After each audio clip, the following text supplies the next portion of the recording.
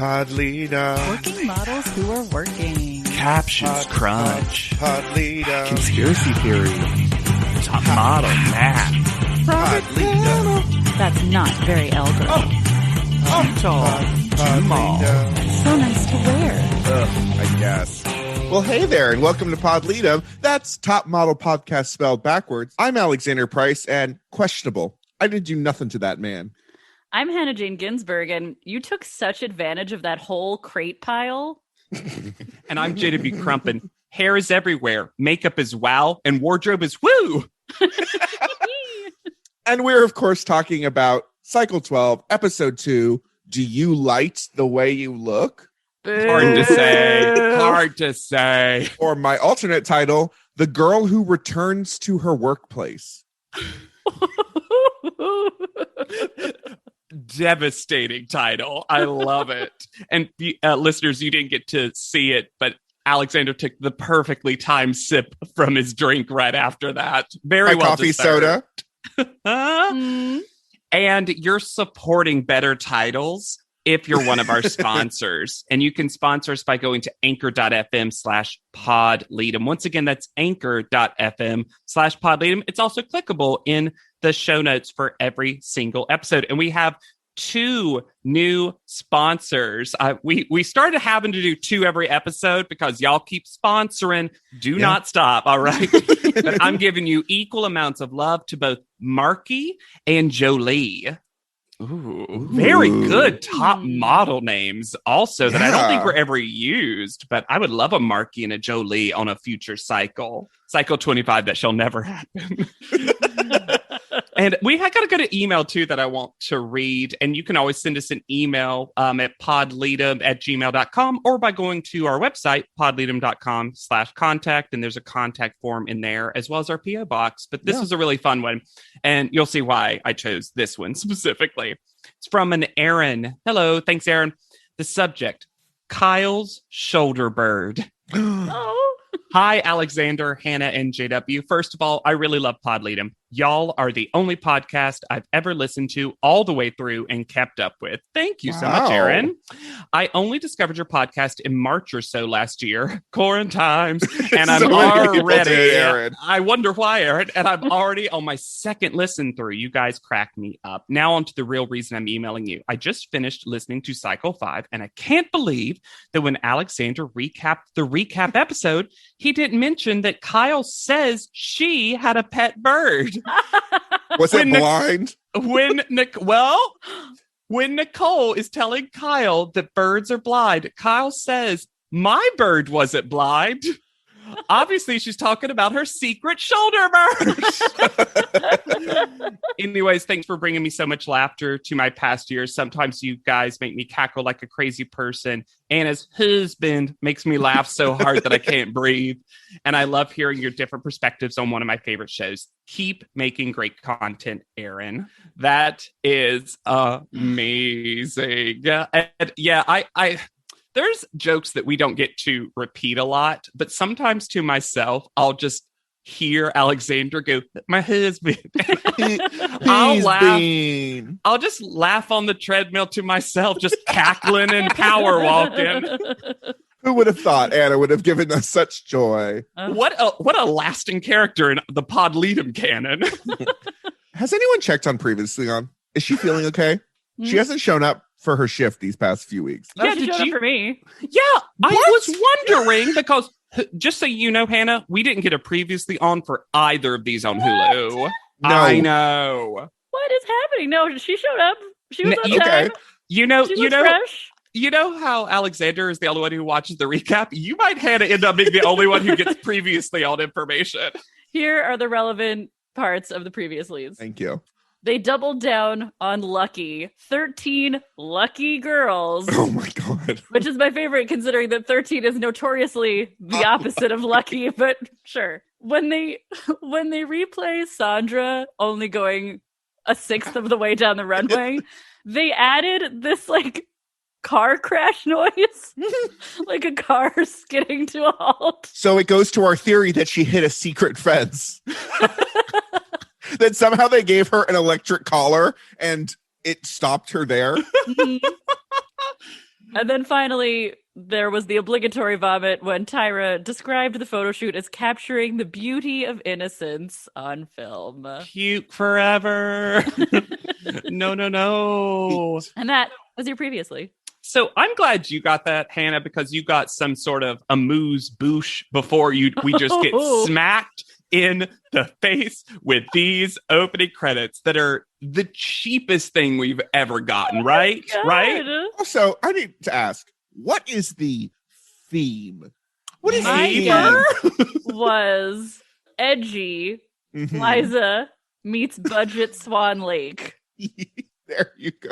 I really felt like it was a sheer genius challenge.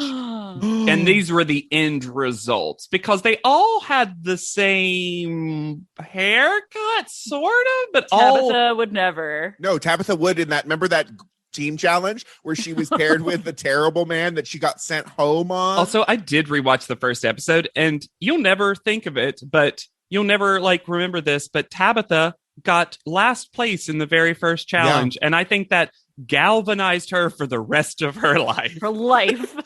And mine. Mm-hmm. But yeah, this is weird, right? Real weird. I can't even, normally I would go into this person and this look and this, but so many people was one picture shown 30 times. Talia gets a picture taken. Sandra and then gets a picture. It was 3 wigs reused over and over again. Honestly, to me, it also smacked of Tyra really loving the one eye McKee photo from last cycle. And is let's do that for the whole opening credits. And most of the models just look bad. Celia looks the worst Celia's ever looked. Ever. Natalie was in a weird pooping position that I didn't understand in her photo. And then we end on, of course, Allison, because we always end on I feel like the weird one. Yeah, we ended on Lauren for cycle 10. They love to be like, and this one? Who can believe the mail we're gonna get? I guess that's why they had to put Kat in an S&M sex veil. Yeah.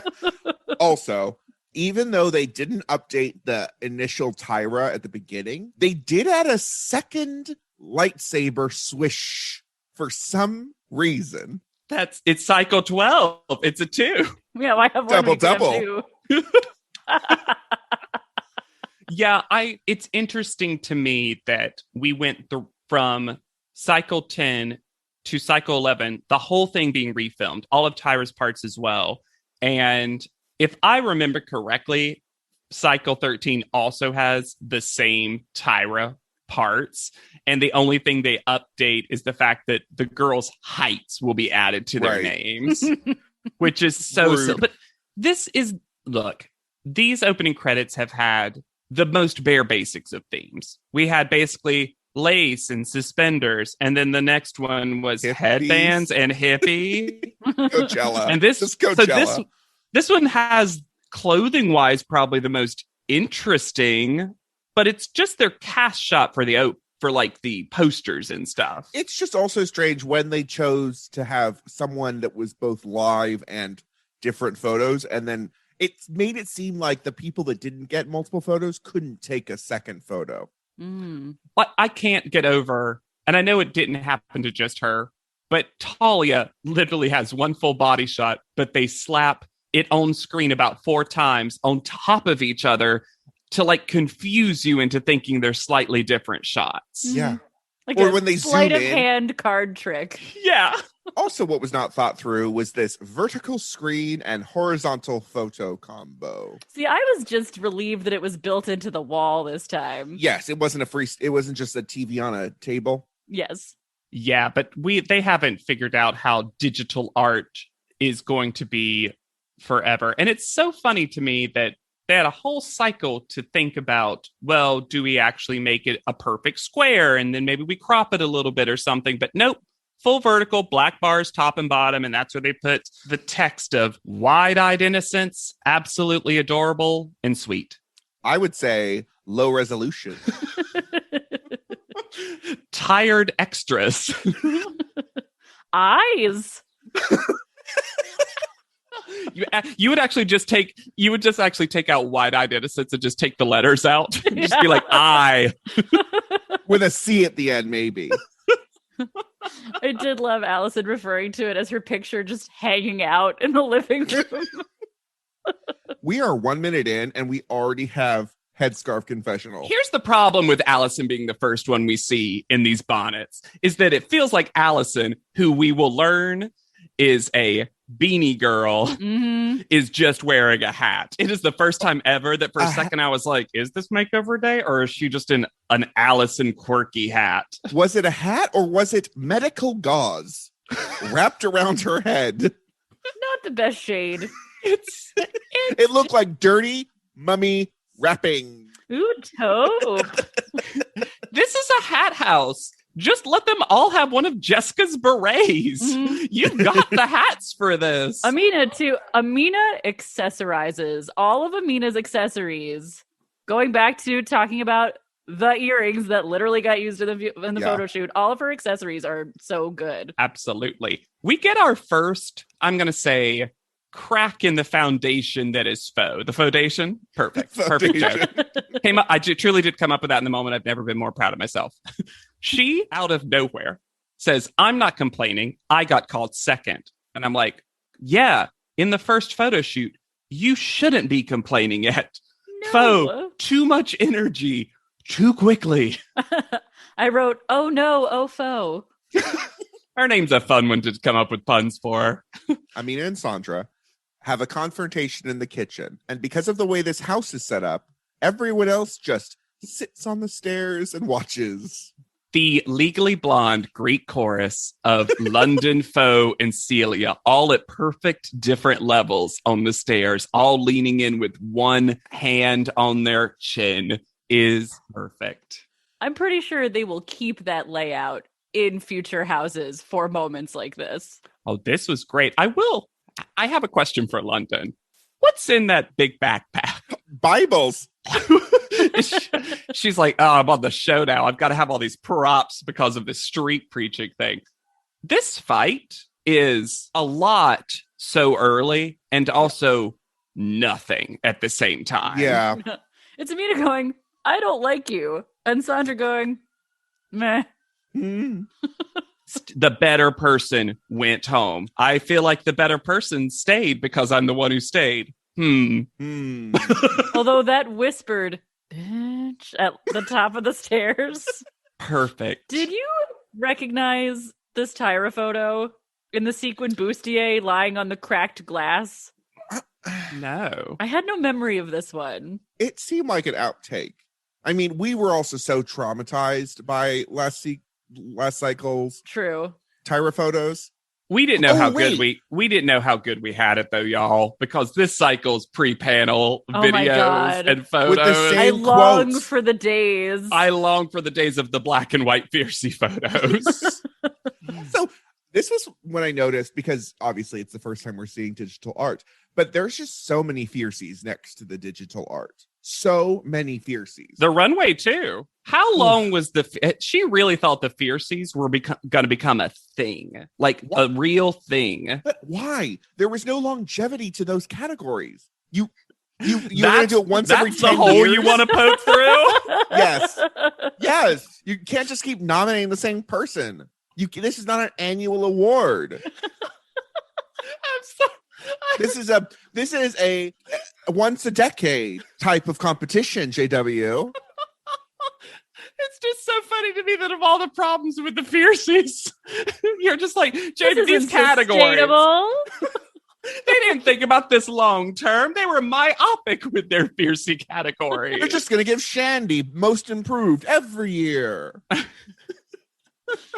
Okay, so Jessica gets the hardest edit. And I know this isn't what happened because she tries to be cute and tries to use a prop from the house to predict her future. And then they cut away from her. Her voice completely changes tone. And because she goes, I predict I'm going to kick some ass in the next photo shoot. Like, she didn't say that. No. She probably predicted something like, I predict we're all going to get bed bugs. Like, it's not, that's not what she said. And This whole episode is just them editing Jessica to be someone you dislike so that she goes home. There's a lot of character assassination editing going on this cycle in a way that's very transparent and also not believable. I'm like, is Jessica my favorite? No. No. Does she seem fine? Yes. She seems fine. Yeah, she seems entirely forgettable in the most comforting way. Yes. In the way that you want a second I don't Elimini need to go. hate this girl. Yeah. You have Sandra in the house. We've got this. We've got villains. So London's face, when they get the tire mail that mentions street or sidewalk, you'll be turning heads. I truly believe she thought it was going to be something related to street preaching. And she was like, oh, this. Guess I have to go memorize the Bible. What was his name? James. Jesus. I love the idea that London actually doesn't even know anything about Christianity. Woo! I love how quickly they gave up on trying to figure out what the tire mail meant, though. This is my favorite reaction to a tire mail ever, where they literally went, "We don't get it. Well, let's go to sleep." They have to climb 4 flights of stairs to go to bed. They have to start early. Plaid cab. Plab? Fab and plaid put together, maybe? The plab cab? Is this just supposed to be Gossip Girl? That's the whole idea? Yeah, absolutely. A Gossip Girl, and also, again, this was around the time of the Click, and I think I have a feeling this is a book cover texture moment or something like that. This photo of Tyra in the limo with 4... It's the All Dogs Go to Heaven one, right? Yes. They're 2 Pomeranians, 1 Yorkie, 1 mini poodle, and one just propped on her butt, sitting in clouds with leg warmers. Why the leg warmers? This is also a really old Tyra photo because this was something I think during the 1-800-Flower shoot from Cycle 4 that was a weird pre-panel one. Why? Guys, I remember Hannah posited that she was surprised she had never been in an animated model dog. I don't want to jump past me. That's very astute. I want to make sure I don't skip over how great of a coat Tiana is wearing. Yeah. She can dress. And to be honest, based on the audition, that was not something I expected from Tiana. But she has winter wear skills. In an episode where several contestants are going to be trashed for their fashion choices in ways that are way out of proportion to what they're actually wearing. Yeah. Yes. We should also know that there are a lot of women in this house who can dress. I actually argue it's one of the... It gets so overshadowed by how good Celia is, but in general, it's a house that both dresses well and styles themselves specific to who they are as a person. Yeah. And it feels like... It's not just model basics. 100%. You know, it's not basic. Nija's confessional look, which is solo cut, and she has an undershirt that is so close to her skin tone. And that's this weird Nija storyline that she's going to get, is that she always gets beige and skin tone and other things thrust upon her. And I have no idea why. Meanwhile, at Celia's job, she's late for her shift. This cell phone animation. To set this up, they do something that I don't think they've ever done before.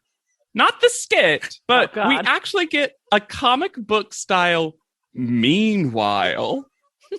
And I actually didn't know what was happening. Like, I was so confused. And I thought there was a contestant hadn't left or something. Like, I was like, what's this reveal going to be?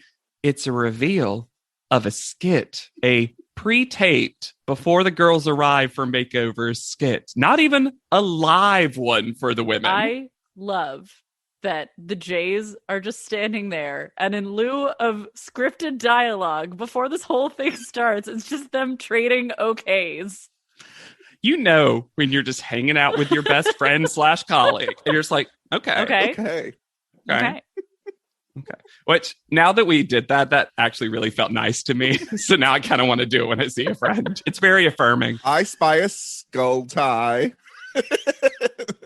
Oh, it was a Snuck it tie. in. It was the tie. Yeah. I was a tie. I was like, what's the stomach skull? Why just on the stomach? Why was Tyra's hat that size? It's a great Tyra look otherwise, but the hat ruins it. It's sexy Inspector Gadget. Oh, it absolutely is. Give me a Miss J Claw. Oh my God. Yes. Right? Captions Crunch font edition. For some reason, the font for the Tie Spy interlude Ooh, Tie Spy, I like that. is bizarre. Okay, here's my question. Was this our captions or was this in the episode? Yeah, I don't know. It's so weird. Because it's so different and it feels like they only did it for what Tyra said. And I was like, was it so distorted because they tried to make it sound like it was coming out of a phone that they felt the need to caption it in show? Maybe. That makes a lot of sense to me. She does say the phrase femme fatalian, which makes her sound like an Italian femme fatale. Oh, also in a thing that we have just said 2 minutes ago was wildly overscripted. It somehow sounds like Tyra is making this up on the spot. And I'm sorry, not Tyra, T. She's T for this. I did like Miss J going, what is it, T? Or whatever, whoever would have said that. What a missed opportunity to not say this message will self-destruct at the end. Like, for them not to have a cell phone go like... Or self-destruct fiercely. Like, there's a way for you to even make it stupid like Top Model loves to do. I need you to transform these wannabes into high fashion, top fierce femme fatalian models. She's lied though, because you told them at auditions they are models. You've already told them that. Honestly, thank God Isabella was gone because this would have not meshed with her new worldview that she had been given. Also, do you think that the contestants entered and were like, I thought we were goddesses? Yes. And now either we are spies or we are getting worked on by spies.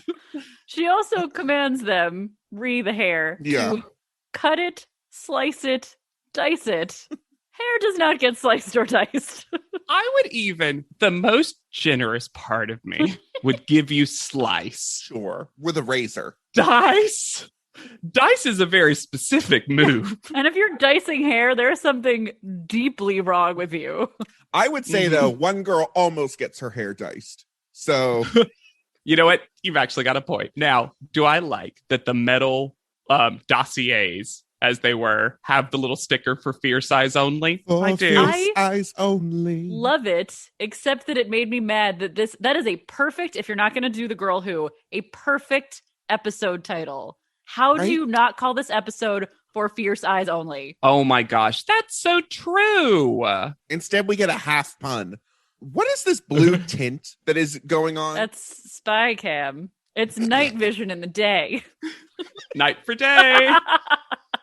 We get introduced because we're at the John Barrett salon. John, where are you? John, I'm here.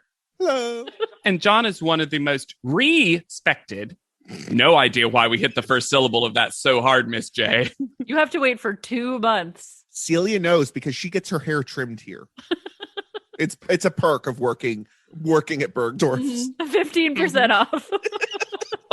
Oh, I would be surprised if Celia worked at this salon and was like checking the girls in and then had to go behind the desk to take a call, then came back out for her makeover. Oh, John had to speak with Celia. Mm-hmm. Look, Celia, I know that, and I support you going on this show, but you have, you trained your replacement, and Stacy's not doing as well as you. And I just, if you want to have a conversation with her, after we chop all your hair off and make you fierce, like, I enjoyed, by and large, John Barrett. Yeah, he was fancy. Mm-hmm. Absolutely. Is this his only time? I feel like this might be the only time we get John Barrett. So. It was an in because of Celia. You're like, that's Celia. Celia, we didn't get what's her name that does so many of them? Yeah. She was the in sheer genius. Oh, Michelle. No. Sally Hirschberger. Sally Hirschberger. Yes. Yes. Yeah, we did it. All right. That's who wasn't available. She was on vacation this week, so John Barrett had to step in. Why did we decide that taping printer paper on the mirrors was going to be enough of a cover? Weren't there sheets available? Black tarp sheets or something? That was spy paper from the spy printer. If you put lemon juice on it, it tells you what your makeover is. You burn a feather. Yeah. Oh my gosh. And if you thought we didn't see enough of Tyra's big hat, here we go. Oh, so she's going to do that thing she's done before for scheduling reasons, where she is telling us sometimes the makeover in the bottom left corner. Before we get too far into that, I think it's a little bit into it, but I don't want to skip over this. Amina says, my afro was so thirsty. Mhm. That's what she actually says. I heard every single time I played it back, my asshole is so thirsty. Oh. And that's the dirtiest thing I've ever misheard. But You can get a good bidet. Yeah. Jessica, she's the prettiest girl in her high school, but she needs to be edged out to be a true top model. So we're going to chop it shorter, add a little wave, and a little red.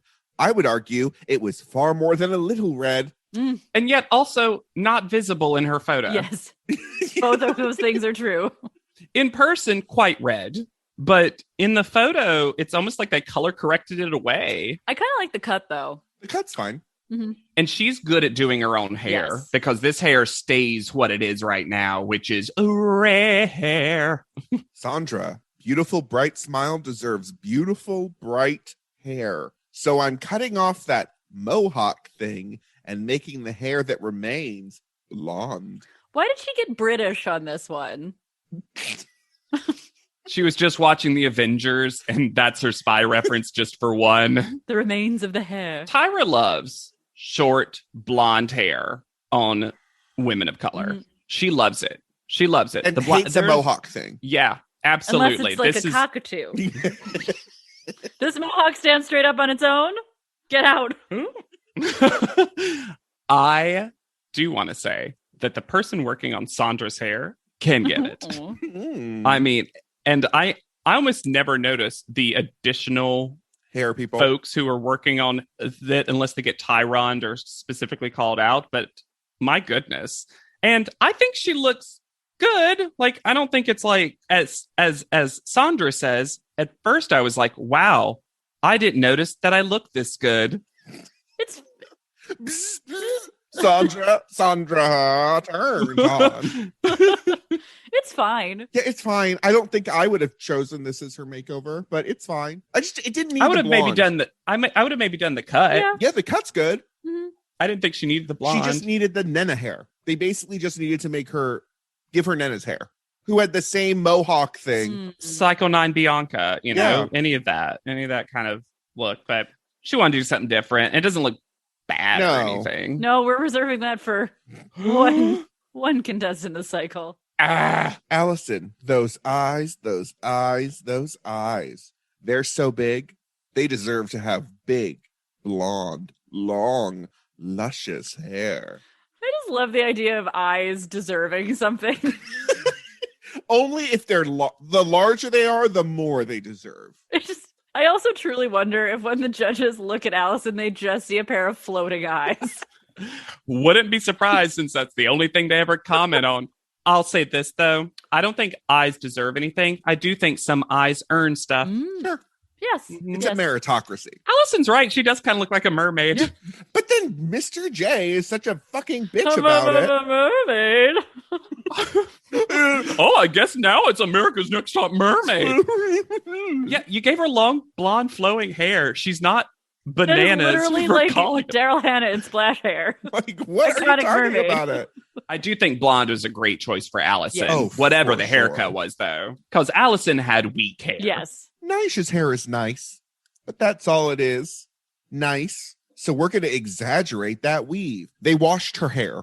How do you think Tyra controlled herself from saying Naja? More like nice. Nice. I'm surprised she didn't call Nija's hair friendly because that's all Nija gets. got friendly She hair. also doesn't get to react to this at all. She's like the only one who doesn't get to have a reaction. Because they didn't do anything to her hair. They just washed her hair. But she's not even the only one.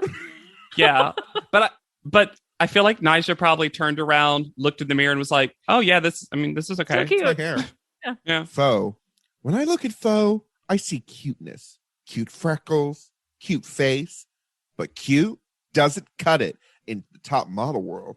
So She's so mad at cute. So mad. cutting all that cute hair off. She looks so much better. Yeah. So much better. It's a great haircut. This is a top model makeover, and Foe's outsized reaction is ridiculous. There's got to be something bubbling underneath that we never hear about or Is something. this literally because just her brother's hair? I don't know.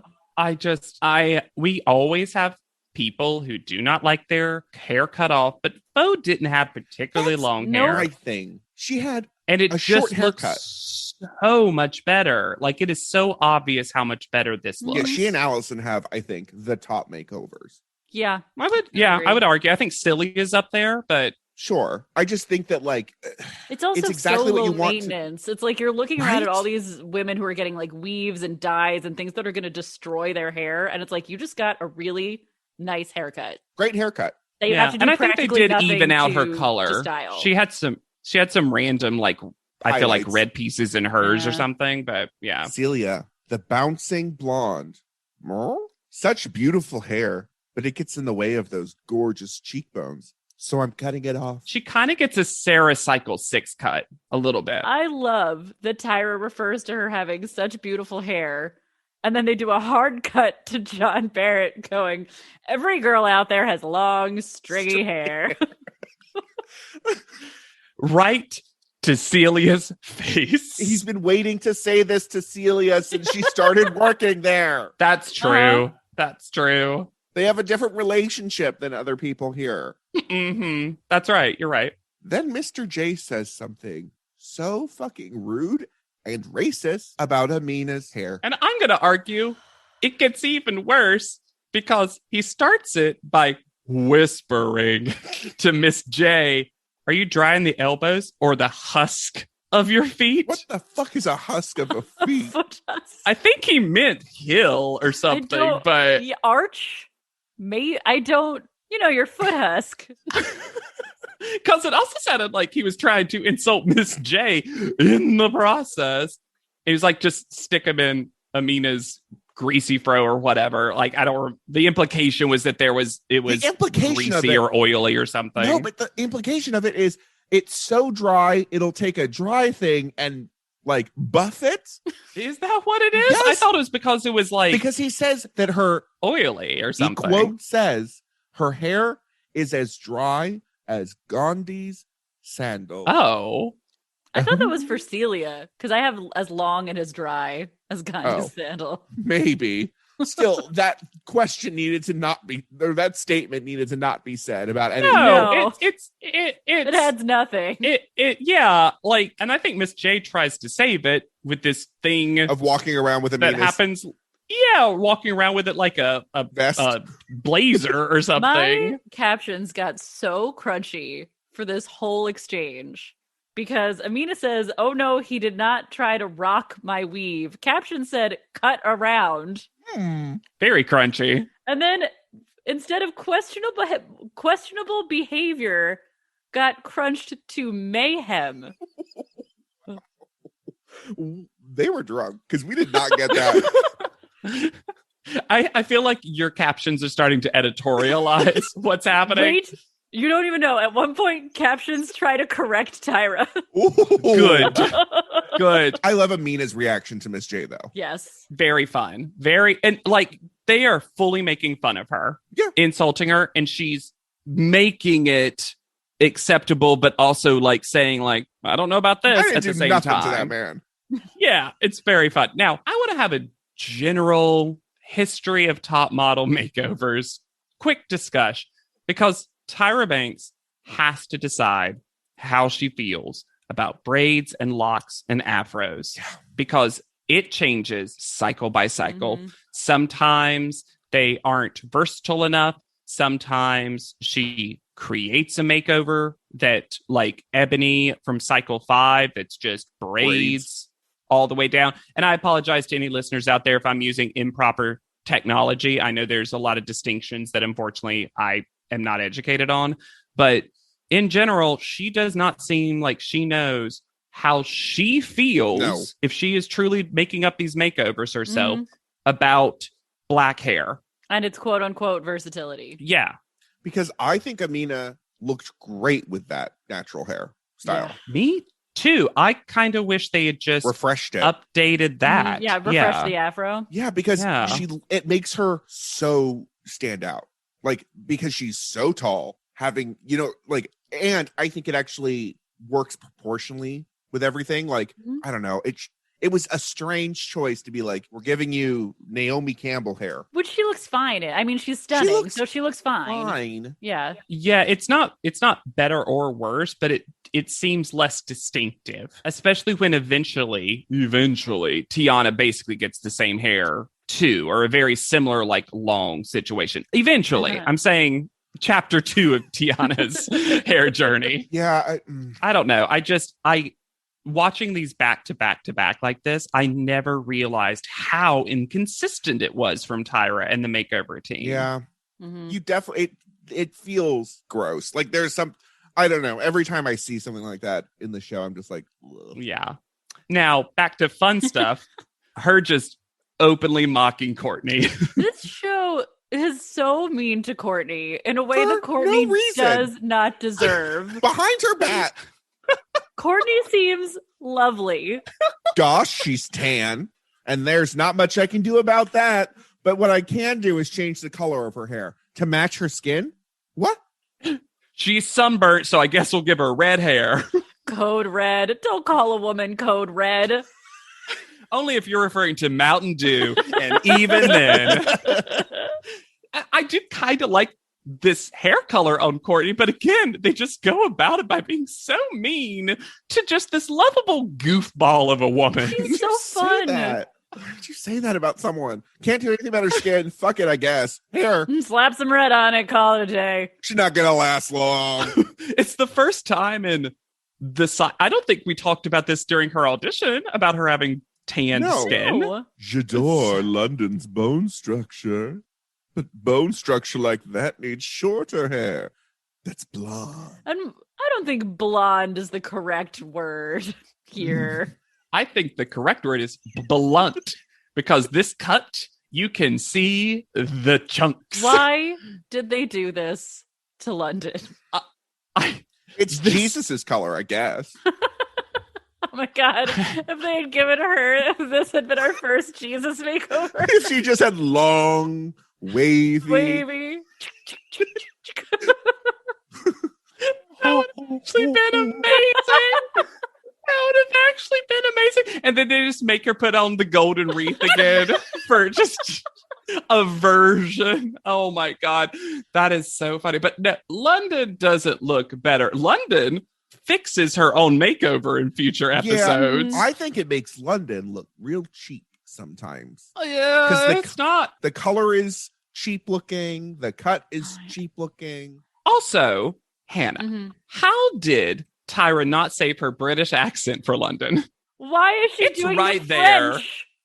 It's right there for you, Tyra. If you want to be like, "Oi, governor, that hair's not working by you," or whatever, you know what I mean. You know what a British accent sounds like. Lovely day, lovely day. Flies for sale. A real life fashion model. If you want to go. We know that entire script from Cycle 4. We knew that script better than their co-star knew his lines. And he had them in the paper. He literally just said every line from it. I'm Sunny Rose, I am. Okay, so continuing John Barrett love, the line, and this is almost my opening line, I need 2 J's, I need water spray. Perfect. And a little poem. Fantastic. This is the dumbest. It's time for pranks. A gentle prank without a lesson. No lesson. It's just a troll. It is just a troll. We can't compliment you. So we're going to be really mean to you to get around the fact that we're complimenting you. So the Jays and John Barrett pretend like they're going to chop off Dice all Natalie's hair. Dice it. Yeah, dice it up. And Natalie's like, no, I don't want that. It's going to be so short. I don't think that's going to look good. Which turns out they agree with. And when Mr. J says to Natalie, just put your head down, please. Which is also just not how haircut works. Yeah, you know how when you lean all the way over? I only get the back of my haircut, never once the front. It's fashion. And then after they prank her, after they punk her, it's not even a prank, it's a punking. Yeah, there's a gentleness to this prank. They have the nerve to say, we're not making decisions for shock value. We really consider every makeover. And then Natalie proves she's never seen this show before because she says that no one else has ever had their hair so good that they haven't had a makeover. Wrong. It happens every fucking cycle. I will argue, though, that if Faux is to be believed, they literally didn't even trim Natalie's hair. Yeah, that was the weirdest thing. She needed her split ends cut. Yeah, like why not just give her the quickest of refreshes while you're in the salon? But I can't get over Mr. J saying to Natalie, the real lesson here is you got to trust people. No, she doesn't. You lied to her. If anything, if Natalie didn't have trust issues before, she will now. They don't do anything for shock at all. No. Okay. There's something that I think I'm being too sensitive about that disgusted me. I did not like this reveal of Talia's makeover that gets applause. I didn't like it either.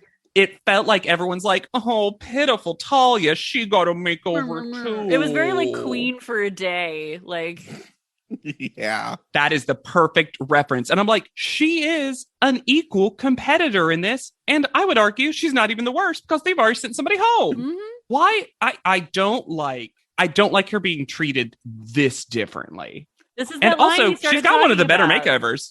We started talking about this last episode where it's like, when does respect for what she's been through just become condescending? Yeah.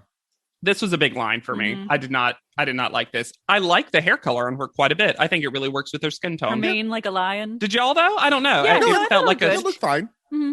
She also had not great hair. She had very, I've never treated myself to a real good haircut hair. She does a lot of, in the future, kind of like 60s-ish quasi-fembot styling, which they don't really do here, but also when you're getting that big of a hair change, it's the thing we've talked about where it's like you need to teach them how to style their hair. That's the thing. Yeah. And this is a big change. Felt like it.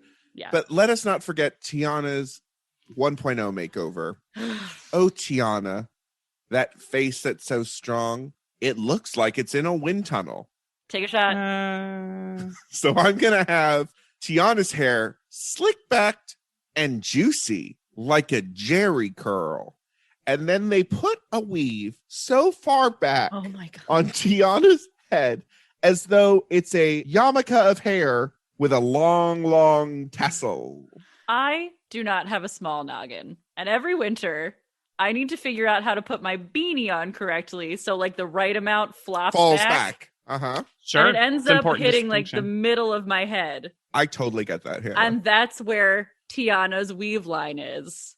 It is so far back. And it's so clearly not good looking. No, it's not right. Like immediately. It looks like it is hanging onto her scalp for dear life. And it looks painful because it looks like they've pulled all of her hair so far back to then put the weave in. Yeah, this feels like this is going to cause like traction alopecia or something with how much it's pulling. And God bless Tiana, she is rolling with it, but and comforting I hate that she has to. Comforting Faux so nicely and not saying a damn word about this fucked up situation. And then Faux doubles down and is like, no one else got short hair. I'm the only one. I'm like, literally other people got their hair cut off. I don't know why. Yeah, this is... Talk to Sandra. Talk to London. Yeah. This is one of the few times I agree with Sandra, where she's like, they cut all my hair off and dyed it blonde. Next. I did love Miss J doing his like fake spying where he's like flipping through a binder in his left hand and leaning his neck all the way to the right to like spy on Faux. Great object work. Absolutely loved it. Welcome to our ugly home.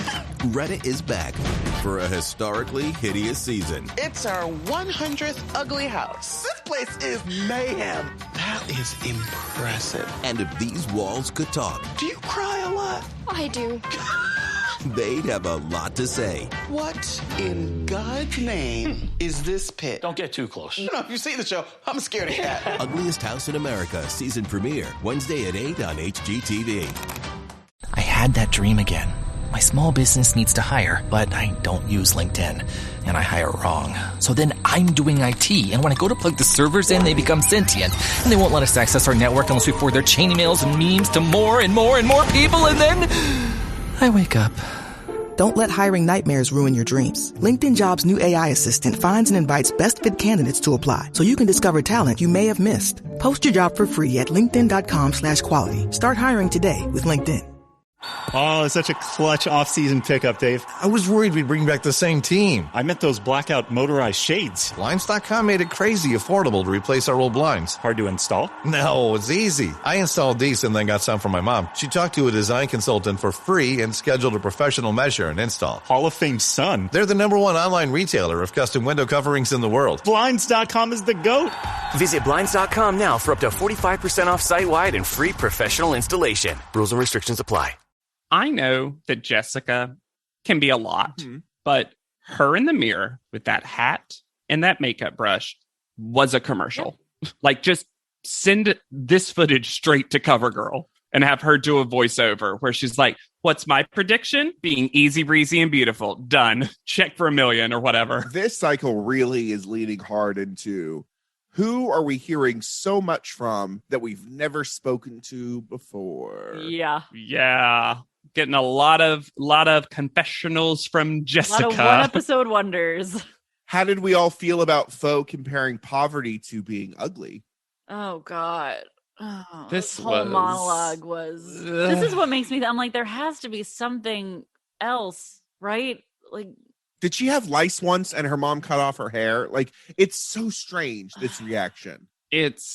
I'm giving her the smallest benefit of doubt that even though I don't think she should be, she's so upset that she just can't string together what she's really trying to say. But this was a very odd comparison, to say the least, that definitely made like little goose pimples go up and down the back. On one hand, I feel like this is reminding her of some past trauma because it's so deep. It has to be. On the other hand, equating poverty and ugliness, physical ugliness, especially when your hair is so cute. And also it was this is a world-class makeover in a high-class 2-month wait salon. I'm sorry, it's just not the time to compare it to what she's trying to compare it to, beyond the fact that the equation of poor equals ugly and vice versa is so wrong. But thankfully we have the palette cleanse of Sutan looking amazing. Speaking of great hair, very quickly, right before we get to Sutan, all of them, we see a shot both of them, Gemini. Allison with her stuffed cat that looks exactly like her. And I think we should all have stuffed animals that look exactly like us. Remember those My Buddy dolls that you could get made in basically your likeness? What would our animals be? Tell us, listeners, when you give us a review. What's our stuffed animals specifically? Yeah, of course. What did y'all, real quick, what did y'all have as did you have a stuffed animal when you grew up? I had 1 million. I had a lot. But my one that I had from like birth to it's still in the attic, I think, is bear on 4 legs. That was like bean filled, so it was always a little like slumpy. Sure. His name was Pet.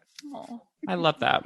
I had 4 iconic ones: Big Bear and Little Bear. Little Bear fit in Big Bear's front pocket. Adorable. All of mine were from books, and then there was an elephant, and then I had a dinosaur. And again, they were all like based on a book, so I got the book with the stuffed animal at the same time. That's cute. Yeah, I had a ton, and there was a hierarchy, and that like some were special and were on my bed every night, and then there were like the ones around the ring. Yeah. Oh, you absolutely have to. Well, they need to know how a society works. Well, and if you want to hear a story of like childhood OCD, every night when I was in bed trying to fall asleep, I had to say goodnight to each one of them. And if I skipped one, I had to go back to the beginning and start over. Yeah, how else are you going to fall asleep? I'm sorry. Next, you're going to tell me there's a way to fall asleep without crying. So Elisa Starkman, Nee Traub is here.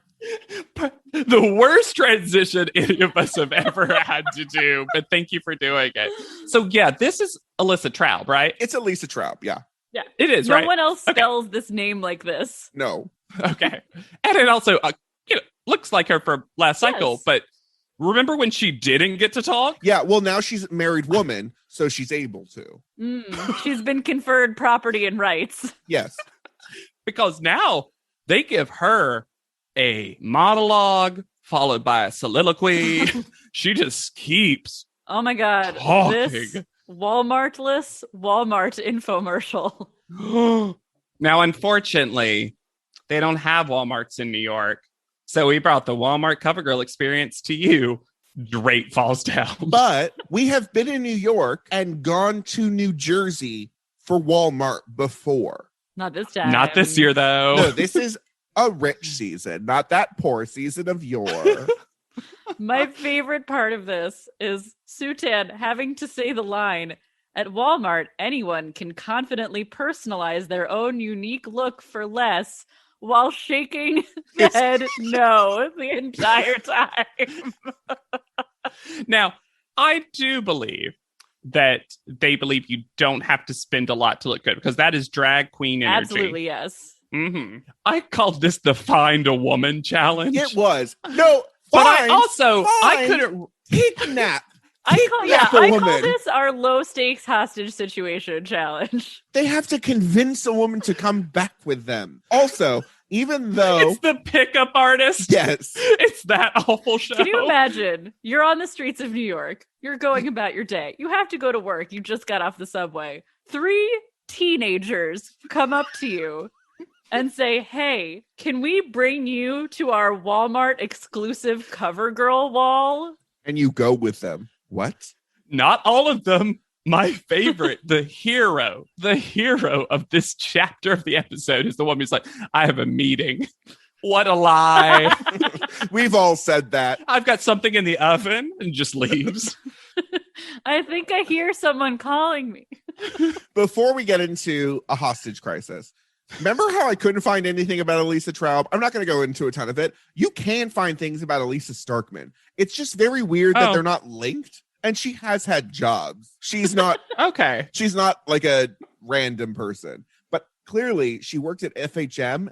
They did something. Tyra worked with her, and then they picked her up for the show. Oh, good for her. I will say she's clearly been part of the DNA for Top Model for a while under whatever name. So she's obviously bringing this show to life. And I will say in this episode, found her pretty likable. Yeah. She'll never surpass Britt Power, obviously, in my eyes. But yeah, exactly. But this is the longest challenge explanation. Oh. I stopped taking notes. I went to the restroom. I got some more popcorn, and I came back, and they were still explaining this challenge and the prize. I was excited that we have our first iconic sighting of blues, greens, browns, and hazels. Mm-hmm. But I didn't hear a baby before blue, and so it's not the correct one. I did write down what all of these mascaras do for each different color, because it's not the same. What? Please tell me. Blues are made bold. Greens shine. Browns glow. And hazels pop. Well, this is all because there's metallic pieces that are clearly not eye safe in these exact eyelines mascaras. And a hint of tint. Hint of tint. I did like hint of tint, but I'm surprised it wasn't hint of mint, based on the fact that they're loving mint now. Why did the mystery cardboard figure make the trip from the New Jersey Walmart store to the Walmart wall? Also, did it have McKee on it, or was it a blank It one? was the blank question mark one. So there's 4 teams of 3. Sandra, Amina, and Celia, because they were like, there's our drama team, we thought. Yeah. Then Fo, Courtney, and Tiana, Jessica, Talia, London, Allison, Natalie, and completely swallowed while saying it, which is Nyjah. Yeah. And they're going to give 20 minutes to go and kidnap a woman. Mm-hmm. The women that are kidnapped are Lily, Lexi, Megan, and Alex. And I'm for sure thinking they just gave these women these names. Ooh. Because they are all very Gossip Girl or the click, if we prefer. It was actually just Sarah, Monique. And they're like, no. Ebony, anyone? Here's the thing. You don't need to know what they said the challenge was, because there was a secret challenge, and that was take a woman to the wall and stay there. Shop the wall. Shop that wall. It was, and they really stuck there like, you are not makeup artists. Don't even try. You're ambassadors and spokespeople. Don't do makeup well. I am falling in love with Amina, though. I love Amina's glasses, the most fashion, perfectly suited for her face. And then she takes this challenge and decides, would it be cool to just casually win it from start to finish? And not even work hard. Pulling the dead quiet weight of Sandra along for the ride. Would it be cool to seemingly bring the only person who kidnaps a woman of color? Would it be cool for our team, for me and Celia, to do all this work and talk about it well and know everything about the brand and give great talking head? It's an annihilation of a thing from this team, except for Sandra, who just stays back, which honestly, like, this is that moment where she's not rebooting. On. Yeah. Mm-hmm. The team 2 is just a whirlwind, just running around. They said about team 3 in such a shady fucking thing that they had amazing makeup skills, but that wasn't your job. I felt bad for that. Remember back in the day of Top Model where you did have to be good at putting makeup on? And it seems like that would sell the product pretty well. Guys, this is rich season. We can pay people to do things. We're not poor. Gossip Girls don't do their own makeup. Girls, I want to see you gossiping and nothing else. London does a good job too. She's on the team that gets dinged for being a good makeup artist, but London talks very well about the product. And London also just speaks to other people well because London she was a street preacher. Because she's an accomplished narrator. Yeah. In every situation.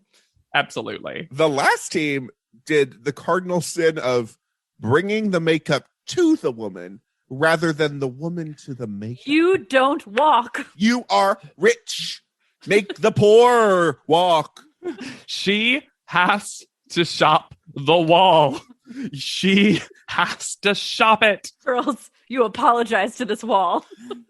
When it gets announced who the obvious winner is of Amina, Celia, and Sandra, Amina and Celia full jump hugging each other and just ignoring Sandra is perfect. What did they win? I truly don't even remember. I had to go back. They won they were featured in a CoverGirl Exact highlights photo shoot for Walmart.com wearing LEI clothing from Walmart that complements the exact highlight shades. Tell me what we didn't see that photo shoot? No, we did not. No, we did not. Why didn't we see that cool photo shoot? Taylor Swift was the fashion representative for LEI jeans for Walmart. Was Taylor Swift, like, absolutely not. I will not be seen with them. Then we had... Okay. Huh? Woo! I have... JW, let me go into this. Before we even get to what happens at this restaurant, they head to Mercato 55 in the Meatpacking District. Mercato 55, if anyone remembers, there was a restaurant called Spice Market that was also down in the Meatpacking District. I do remember Spice Market. Yeah, it was multi-leveled. It was pretty gorgeous. Mercato 55 decided we want to be Spice Market, but with African food. And you might be wondering, African food, what part of Africa? Yes.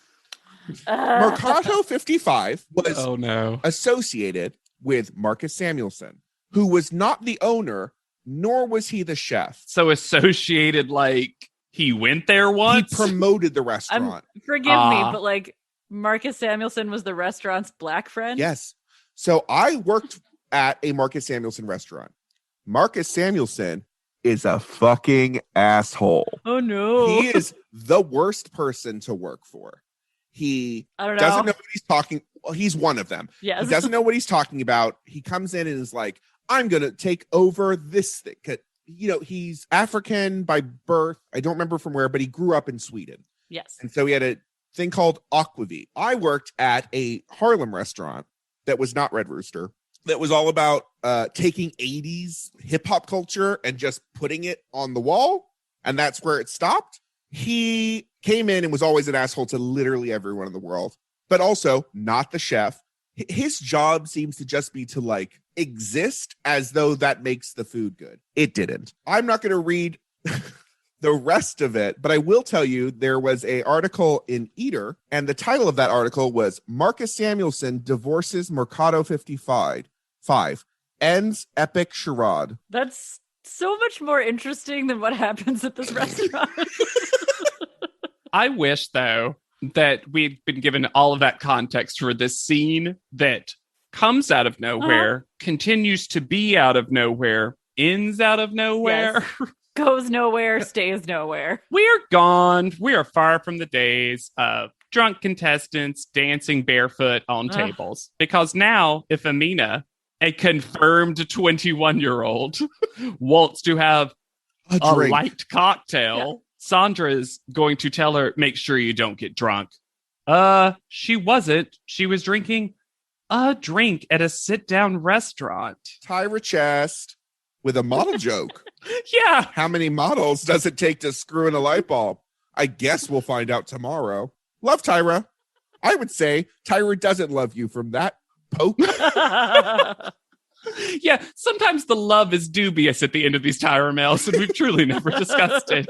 And then, I think, is it Faux that's like, maybe we'll be standing on ladders? Yeah, she thinks it's going to be construction-based.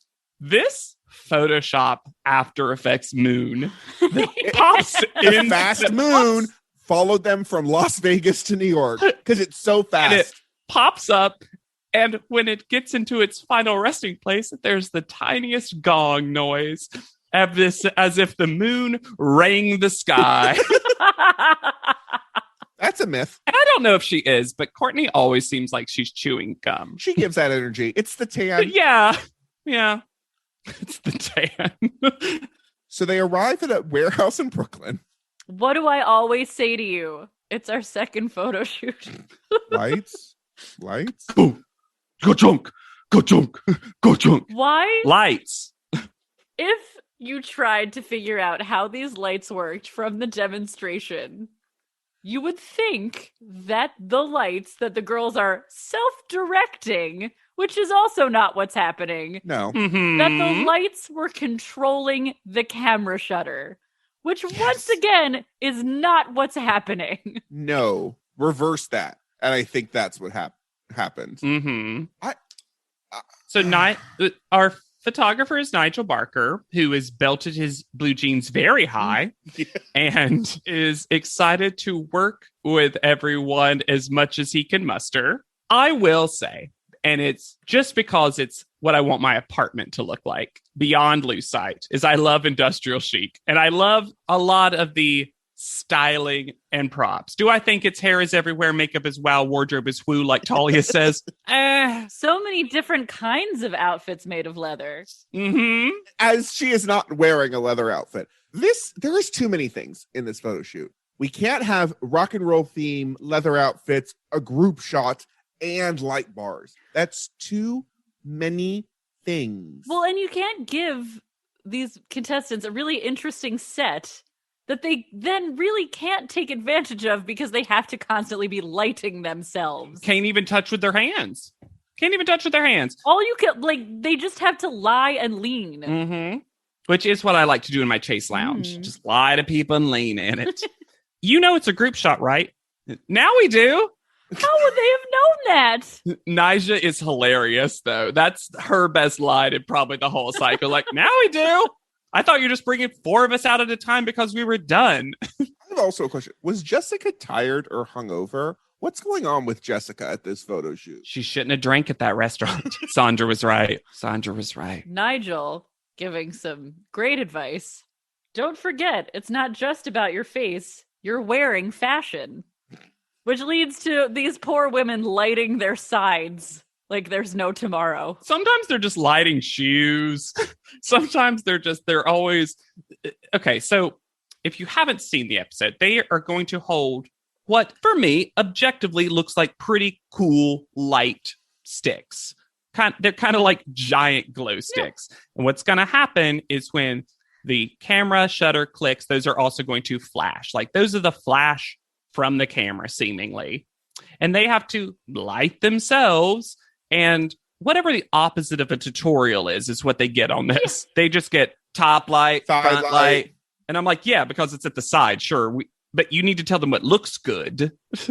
No. But they need to bring that same creativity visible, JW. But also, lighting should have been part of the teach or something if you were going to do this, because this is it's their second or third photo shoot in their entire life. Lighting is something that, to Allison's point, is one of the biggest, most important things in a photo. And they just don't know what they're doing yet. It took photographer Tyra Banks how many cycles to use any light that wasn't natural? Very great point. I would argue they had a light teach because there were metallic pieces of foil in the mascara. So you should find it and pose at it while you blink. I hate this photo shoot. I hate it. And it didn't have to be this stupid. They made it so much worse than it should have been. Let me posit a question, because I don't hate the photo shoot, but I think it's because I really like the set and the styling. If it wasn't for the lighting aspect of it, do you think you would like it more? No. Yes, I think I would. I wouldn't, because of one thing. It is not created equal in these group shots. The fact that some people are thrown in the back to do their light.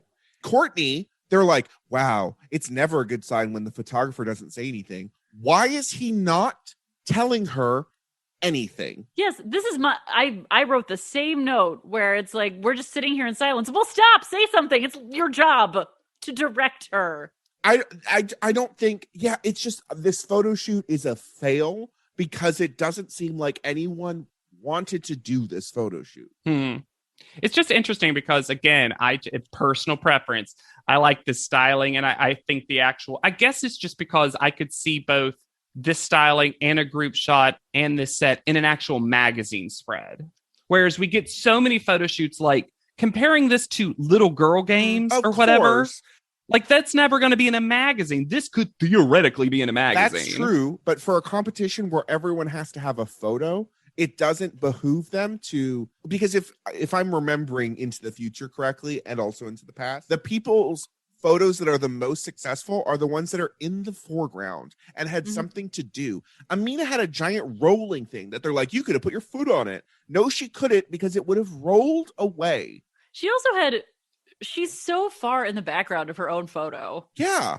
But I don't object to the concept. I do think it's weird how this cycle is so opposed in solo shots so far. Yeah. Oh, that's interesting. I didn't even consider that. Well, I do agree that it seems like it could be in a magazine. It just doesn't fit in a competition where everyone needs a shot. Okay. If that makes that's sense. An interesting point. Like, I don't hate the styling and I don't hate the environment that they're in. I just wish that if we're going to have a shot for everyone that isn't the same shot. From a contest perspective, you don't like it. Yeah. Gotcha. That makes a lot of sense to me. Fo continues to openly weep about her hair, and she has the sentence, I can't get over the concept that it's so short, which is a real funny way to say that. Not the reality. She did get over the reality. To give some sympathy to Fo, if I were getting my photo taken and feeling insecure, or even feeling secure, and a man who's my director said to me, do you feel like we've stripped away your femininity? I would cry. And I'm not 18. Yeah. No, they don't react nor treat this well.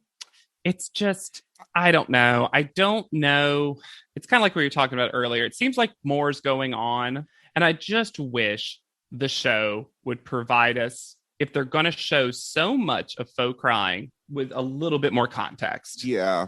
Because I honestly sometimes can't decide how I feel about this, because it feels like there's something almost missing. But I'm just, like, even if there weren't, if you're on a set, just the way, like, to get a good performance out of someone.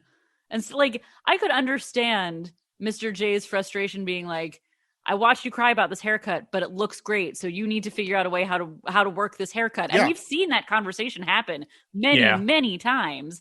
Instead Yeah, of yeah. being like, do you feel like you're less of a woman now? Yeah. It's a very good point. I don't Very good point. think that Jay and Nigel create a very safe working environment. Also, when they throw Talia on a pile of debris and are like, it looks like you're worried about falling. Yes. Yeah. And she's like, She yeah. is. And then the other setup is you get to lean on things. It also felt like they just kind of came into this warehouse and like, well, here's one setup. Oh, that was strange to have them all on trash. Well, we'll just put them against walls and things. It's just, oh, and I don't think that they create a fun, safe environment. There was something overall negative about this entire Yes, thing. they that seemed very unhappy to be there, which translated itself to the entire shoot. Yeah. Fourth, Tyra Chest. Why are we getting so much Tyra mail this episode? I think it's just easier to put them in that little box secretly, truly. Is it easier to give them a fourth Tyra mail or for Amina to put on a bra on camera? Loved it. Loved every minute. So expertly done, it seemed like. Yeah. Courtney gets our best pun of the episode award just by saying somebody's getting the chop, chop, chop, chop. Well, we get Tyra writing another page in her book. Is she writing another page or the same page with a different ending to the sentence? Because the beginning part is literally the same thing. It's a choose your own adventure, and you get to pick your moral. You can't set up a rule without an introduction. But Hannah, Alexander, what do you not understand about the rule? When beauty is reflected, beauty is perfected. Easy breezy beautiful. Cover girl mirror. Now that little girl Oh my God. This little girl that she stole wins the cycle. Yes. Wins the cycle. This is the best photo that's been taken this cycle so far. Oh my God, that child. Tyra looks the little terrible, hand. But the child, yes. Also, apparently compact mirrors either produce their own light or can reflect light at such a high intensity. The child's beauty is so intense that it reflected light back onto her. Oh my goodness. I like Tyra's gray blazer jacket. It's not as good as last week's, but yes, it was fine. Yeah, it's good. It's good. But then, listeners, I felt that we were punked Oh, God. with violence by the presence of this week's guest judge. We had an unsafe panel environment. Didn't hate everything about this. Why was he invited back? And it leads to one of our most negative judging sessions of all time. Of course it does. He was one of the worst people that's ever been on this fucking show. Mm-hmm. We're, of course, talking about cycles 3 and 4, permanent host at that time, returning now for a guest judging slot for no reason, Nole Marin. Now with more gross Trin hair. And less Empress Minnie. Did Empress Minnie die? Is that what we've learned? No, I like to believe Empress Minnie escaped. Oh, good. I hate that he's here. I hate it so much. My whole note is just Nole. Oh, no. No, thank you. Oh, thank you. Okay. Now that we're all re-triggered by even having to think about Nole. Foe is first. Technically, she's Fost. Hate. Can you believe it? She cried in my set whilst I was shooting her. Whilst? Who got the glamorly free trial from Celia? I think Foe's face is pretty good. I think her body is a little too relaxed, but I think her face is pretty good. Here's one thing I like about this is we get to also talk about the background people. Yes. London serves. London serves, but you'll notice in every other photo, this is the only thing that London serves. God bless her. This is the pose she figured out. Yeah. I like that Tiana is about to push this wall down. Yeah. I think she looks great. She does look great. And Natalie looks like she's photoshopped in from another photo. Wonder Woman. But I actually think Foe looks quite nice here. Yeah, and it's very different from her first photo. I think she's showing a really good amount of range. And it shows off the fashion. Yeah, though this mylar hanging off her shirt was maybe not look. Yeah, but I do like that she leaned. She lit herself pretty well. Without it making it look like the light bar, it looked like a natural position for her to be in. Yes. And then the light happened. Absolutely. Courtney, on the other hand, looks like God a bless. robot mannequin.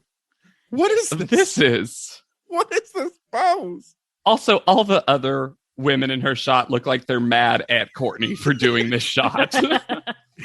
Yeah. Sandra's waiting for the angry bus.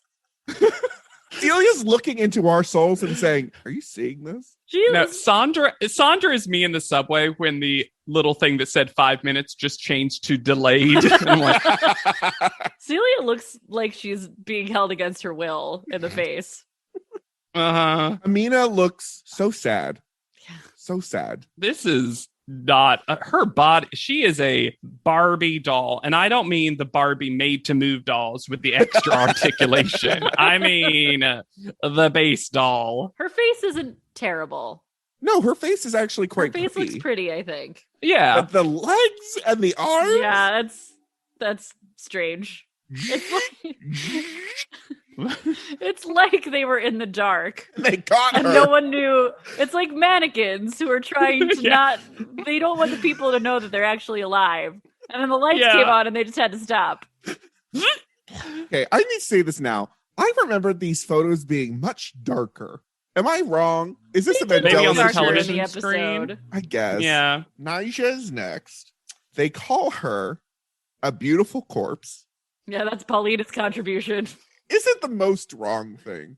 Well, this particular setup is all trash. Yeah. So all of the girls kind of look dead, corpse-esque.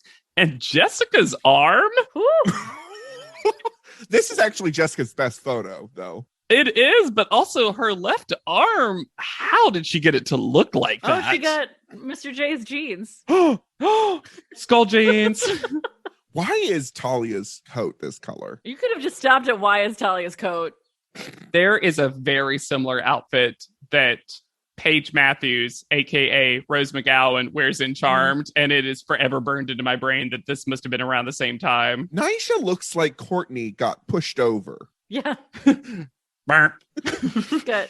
You know, when you're playing with Barbie and you just throw it on the floor because it's snack time. Yeah.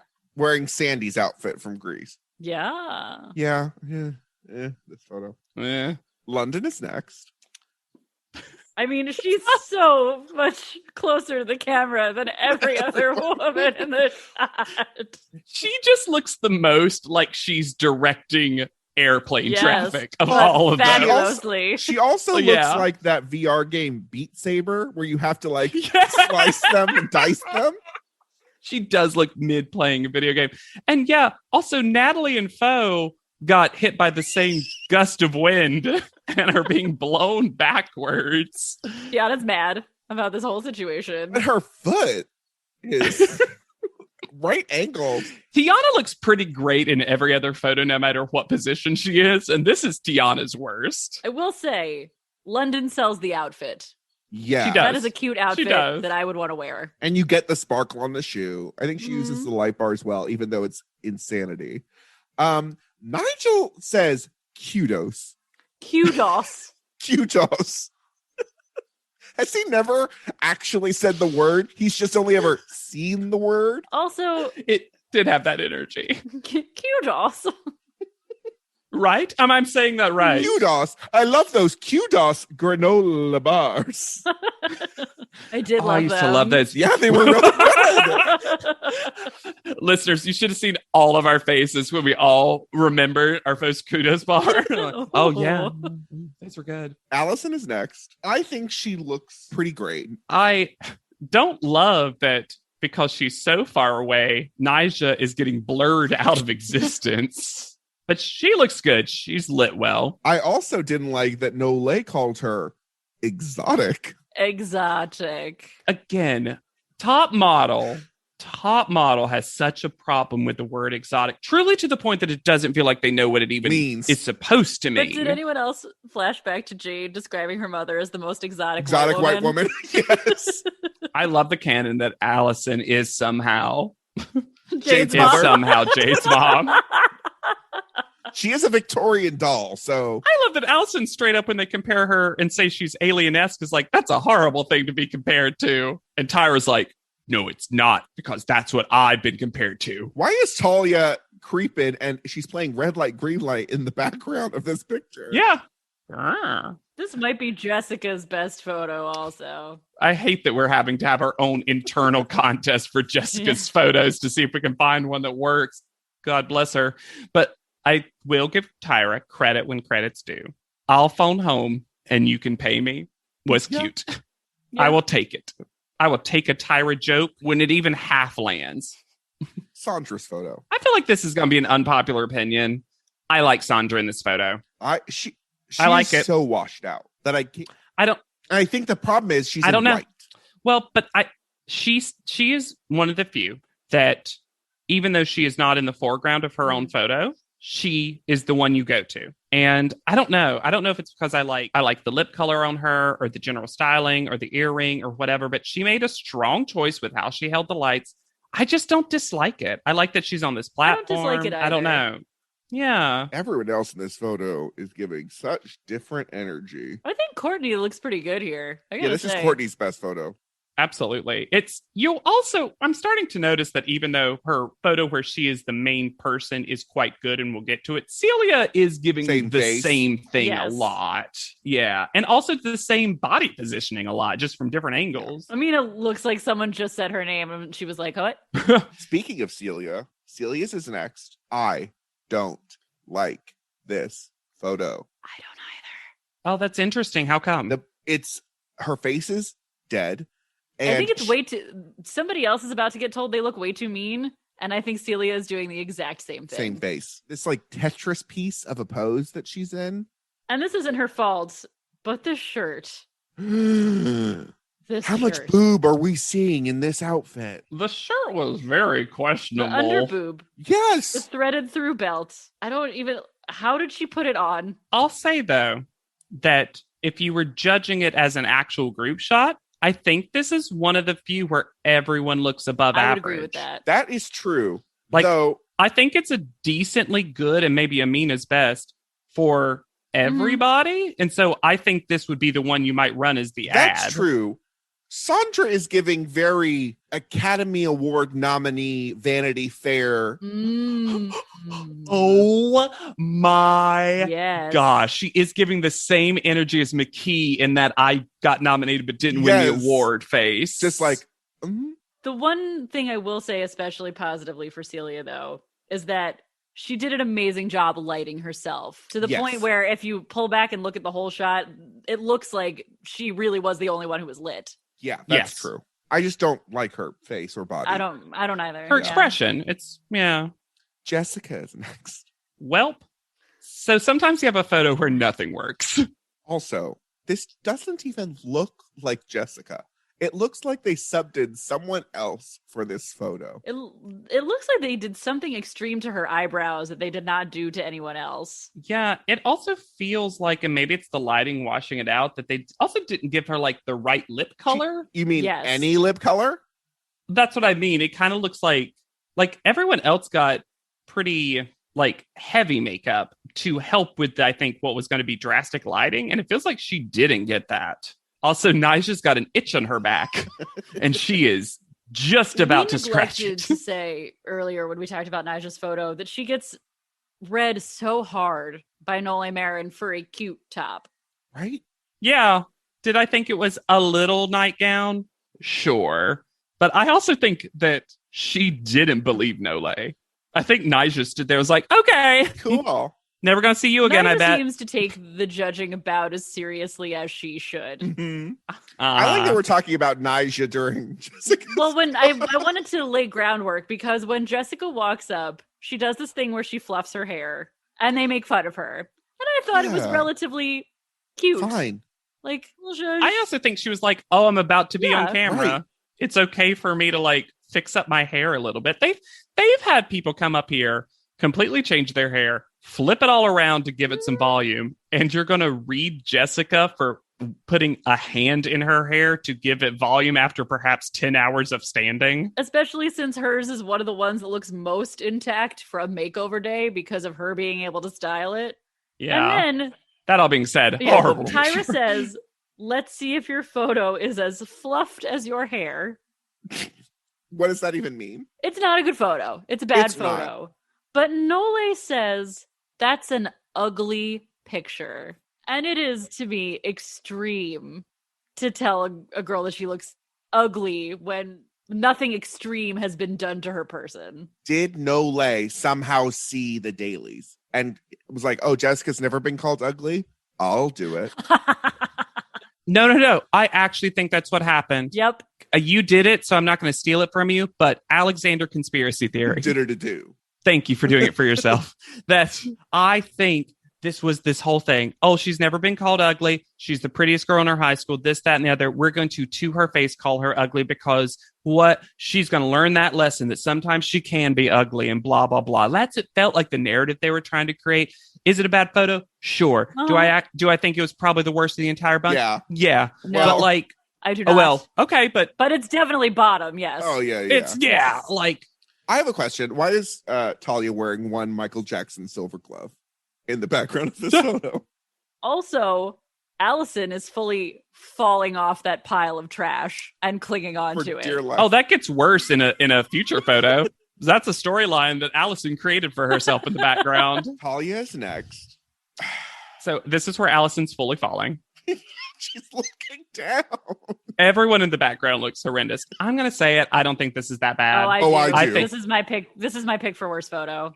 I don't know. I guess I thought that she lit herself pretty well. And I think that she chose a very specific attitude for it to match the styling of this kind of grunge rock and roller shrugging it all off thing. I would never make this worst photo of the week. She did do a good job lighting herself. Yes. I just think if you're going to do it, you have to do it. And she is standing on an incredibly unsafe thing.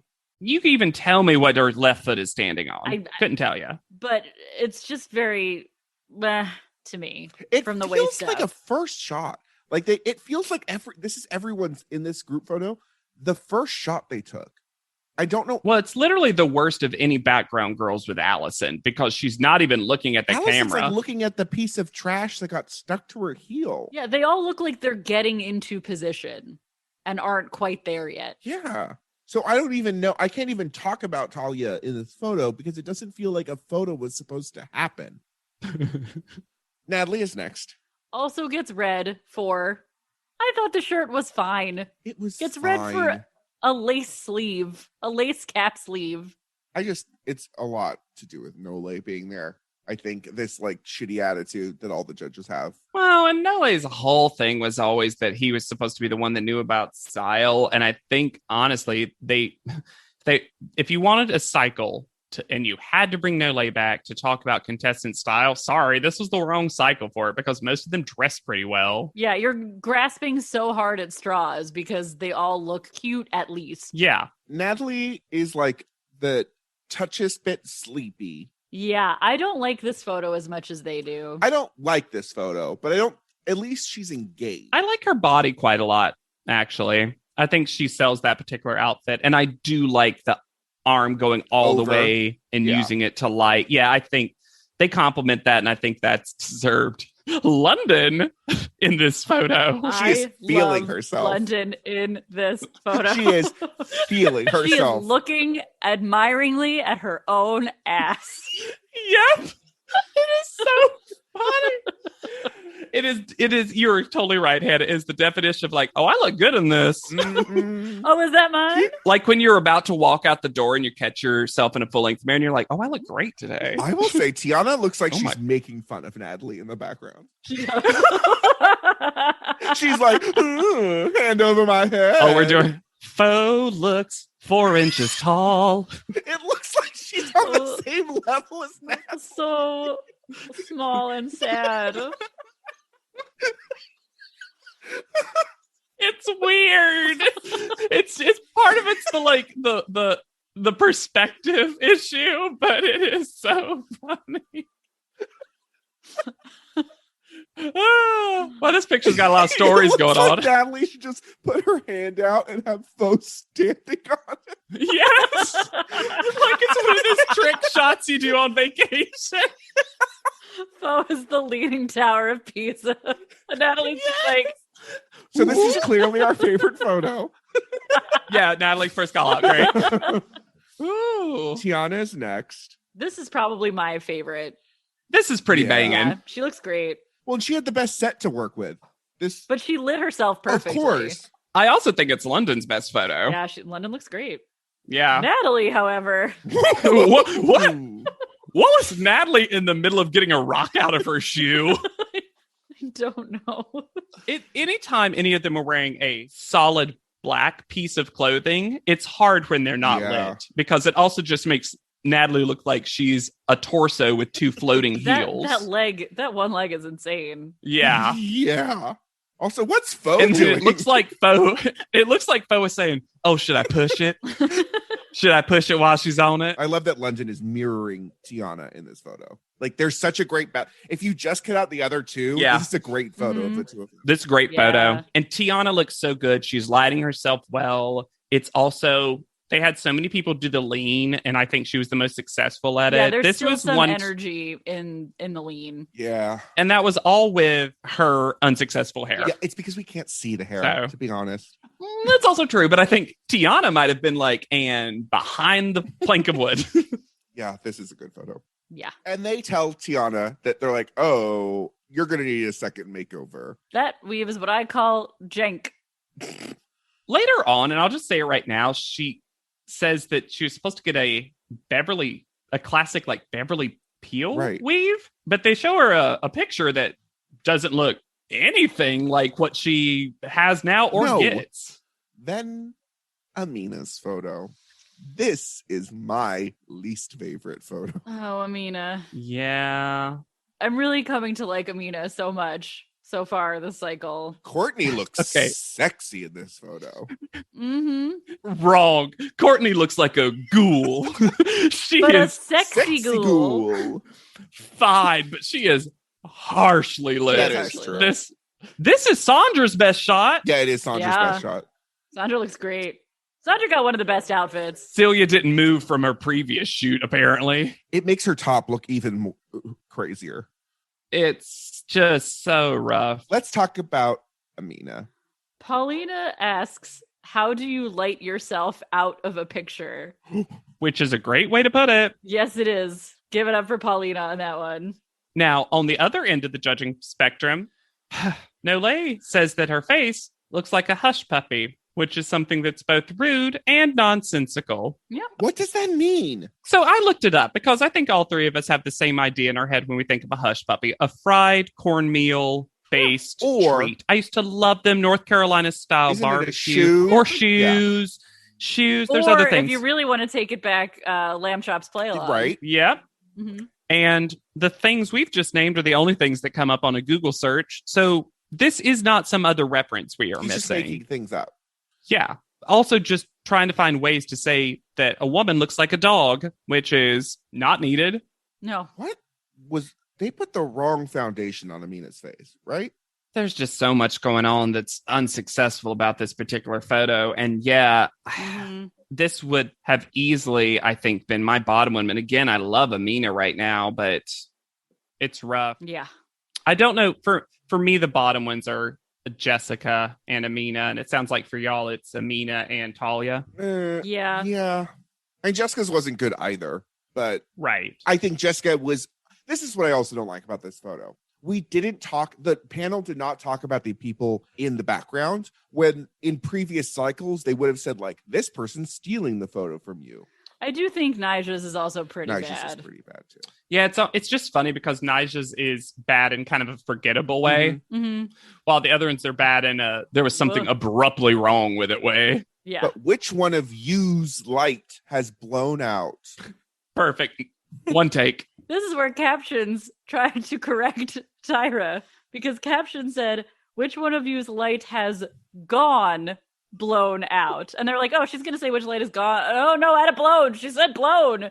And then the gone just stayed there because it was clearly what was supposed to have been said. Later, there is a misspeak by Tyra that's one of the most incredible things the show has ever done. And I can't wait for it. Private panel. Nole thanks Nigel for his favorite photo, even though Natalie was in the photo that you liked. He also says something very sexual about a contestant who I think he then realizes is 18 and immediately apologizes. Well, we know Nole's history, so... Oh, yeah. Well, when he asked, I don't even care to say who it was, but it was just like, sit on the glow stick. Oh, was that too much? I'm sorry. Yeah, that was super sexualized and also just, again, like, you don't have to be this rude. You don't have to push it. Here's the thing I do like about Paulina. Paulina's rude, and sometimes she goes a little too far, but in general, she is trying to critique what's actually wrong. Yeah. Nole is just saying mean stuff to say mean stuff.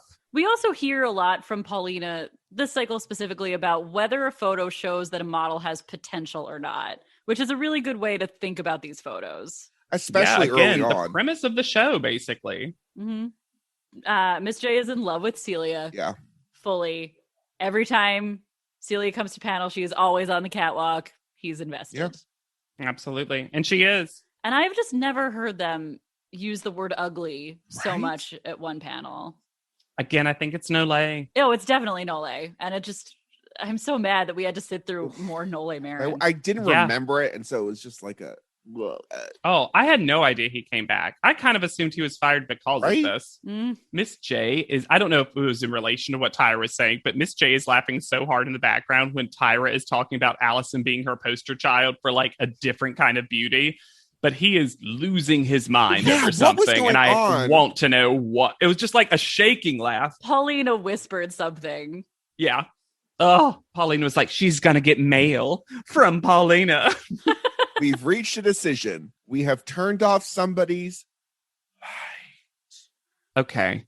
I've been waiting all episode for it. One take Tyra does the worst one take she's ever done for something she has said in nary every episode. 12 beautifully made over women stand in front of you. I'm sorry. Stand in front of whom? Not me. The thing you've said every single time. I rewound this 3 times to make sure because captions just gave up at the end of the sentence, so I didn't get to read it. She definitely said stand in front of you. No second take? JW, it's not only wrong, it's a lie. Because we know only 11 beautiful makeovers happened because Tiana has to get remade over. It's also such a read to say beautifully made over. Like they were trolls before today. They were mere mortals. Marbles. Courtney's are a fidgeter because the entire time she is taking off and putting back on rings on her hands. Just hand. Yep. Tiana's first. Makes total sense. Correct. Great. Celia's second. No. Not my choice. I think she lit herself very well. I don't know if I'd have put her second. Is just very high. I would have put her Allison second, personally. Allison is third. Who has a super cute outfit on. Yeah, I think this is the outfit she gets called about later. Great. Natalie is fourth. I think that's fair. Then London, who I think maybe should have been higher. London also has a super cute outfit, which is surprising if we remember auditions. And London. Last week's London. Yeah. Maybe London very specifically was like, I'll wear my worst stuff to auditions and then it'll only get better. Hey. She knows, because again, my theory and all of our theories that London came with a specific strategy for this game. Mm-hmm. Then Nyjah, which seems very high. Very high. Well, and then we get this exchange. Oh. Can I have some coffee with extra cream? So now we know how Tyra takes her coffee. But then poor Nyjah just being like, okay. I loved her being like, give me my photo. I don't want to play this game with you. Okay, but what was she trying to say? Was she trying to say that because Nyjah was dead in her eyes that she needs to wake up and also extra cream is what makes coffee more powerful? Because that's not true. That's just how Tyra drinks coffee, JW. Yeah, she just actually was asking for as coffee. Close to ice cream as she can get any food. Tyra will do that. And Celia leaves and is like, oh, one of the places I work at actually serves coffee. So here. Talia's next. Also high. That seemed so high. Then Sandra. Which I think low. She low more for middle. me. Yeah. Then Courtney. Reed, mean. Yes. Then Amina. Which leaves Bo and Jessica at the bottom. Bo did not deserve this. No, this is punishment for crying. Yeah. And then I usually actually don't write that many notes during her speech to the girls because there's some interesting stuff that babbles out of Tyra's mouth, but usually my brain's like started to disengage with the episode out of safety for my mental health. But when she says to Fo that there's nothing wrong with a girl crying about her hair, I caught both of your faces, both listeners, they both swerved their heads in perfect unison because we have only been told exclusively that is the wrongest thing to do. Other contestants have said that they don't want to be the girl who's crying about her hair because they know you're going to get punished for it. JW, not only does she say it's okay for you to cry, she says it's okay to cry about losing your hair, as though Fo is going through chemotherapy treatments on this show. She did not lose her hair. She knows where it is. It's at the John Barrett Salon in Bergdorf Goodman. Yes, and that's where she was supposed to leave her tears as well. They meshed together to make a tiny little Fo. It's also 4 inches high. And that was the one in the photo. So Jessica goes home, and then Tyra's like, you have to know there's more to being pretty, right? You know that? You know that? And then Jessica leaves on the line. I'm going to go home with my head held high because I think I'm way prettier than some of the other girls that are left here. You know what? Good for you, Jessica. Yes, but see, this is my feeling of like, yeah, you kind of were a shitty person. Yeah, maybe you, did the show do a bad job of proving its point, or is this just funny? I don't know. No, burn it down, Jessica. Salt the earth. Nothing shall grow here. Nothing pretty will ever go again, and I shall be the prettiest model that's ever been on Top Model. This fuggo's left. Jessica Jones Santiago. Jessica Jones? Yeah, basically. Santiago. And her Instagram is Jessica Joan, Joan 89. So we'll forever know when she was born. She currently is with Wilhelmina Models in Miami. Okay. Still an active model. Here's an interesting thing about Jessica that I think is the first time this has been particularly true of a past contestant is that Jessica had a career being a contestant on reality TV shows for a while. Ooh. She was the runner-up in the 3rd season of Model Latina. And that was also a season that took place in New York. So part of me likes to think that she left and went there, immediately started there. And that was a show that ran for 5 seasons. And she was, again, there was a tie for 2nd and 3rd that particular cycle. So she was the runner-up alongside someone else. She also participated in Nuestra Belleza Latina. Apologies for my pronunciation. But was eliminated before the contestants were chosen. So she's had a real journey with how far she makes it in things. She was also a contestant in the Miss Universe Puerto Rico in 2011 and was the 2nd runner-up. So, and she's still modeling with Wilhelmina Models in Miami currently, if her Instagram bio is to be believed. So Jessica spent a lot of time on different shows proving that she was pretty. Hey. To varying degrees of success. Did I think that Jessica should have gone home this week? Maybe. I just didn't. I don't think we were going to get much more out of her. Yeah, no. And also what we were getting out of Jessica, didn't like. From auditions, didn't like. I don't know. I never disliked Jessica. I think there's something, you've said it in a past audition episode, Hannah, that sometimes someone comes in and they're a little bitchy and the judges do like it, or they're a little bitchy and the judges don't seem charmed by it. Eugenia, I think, was the person you were referencing at that time where they seemed not happy with it. I think Jessica, for me personally, has this kind of brazen attitude about her place in the competition that I found kind of funny when she just pushed it forward herself. And I think this unearned pretty confidence, I almost wish she'd pushed it further, honestly. Yeah, right? Sure. If you're going to come in and say, I'm the prettiest girl in the universe, just push it even harder is what I would say. Go full villain. She never told, and this is the other weird thing about Jessica. She never told any other girl to her face that she was uglier than Jessica. She only ever talked about it in confessionals, but I almost wish we had seen her because then it would have given her a personality beyond, I'm the prettiest one here, right? We know this. Yeah, if you've got the villain impulse, go all the way into it. It felt like she had that impulse. Yeah. I mean, the show certainly thought so, and it wasn't like she gave them nothing to work with, as evidenced by the exit interview. Yeah. So. I would be fascinated to watch that season of Model Latina, and if she's the villain of her season that she's on. Maybe. Because runner-up is a great position for a season-long villain. And if you think we're the winner and not the runner-up, you should rate, review, and subscribe to this podcast. We love hearing from you, your hot takes, your iced tea. You can reach out to us at podleadum.com, and you can even find our P.O. box there if you like to send things in the mail that can legally go through the mail. That's appreciated. Mm-hmm. You can find me anywhere at Yet Charming. I'm on Instagram at Hannah Jane Ginsburg. And I'm on Twitter at JWCrap. And be sure to use the hashtag PodLeadum anytime you do so that we can see it. Otherwise, it's lost in the abyss of the interwebs. So for PodLeadum, I have been Alexander Price. I'll be Hannah Jane Ginsburg. And I'm JWCrap. And we'll see you on top. PodLeadum is not endorsed by America's Next Top Model, Tyra Banks, 10x10 Entertainment, or any of their subsidiaries. It is intended for entertainment and informational purposes only. America's Next Top Model and all names, pictures, and audio clips are registered trademarks and copyrights of their respective trademark and copyright holders.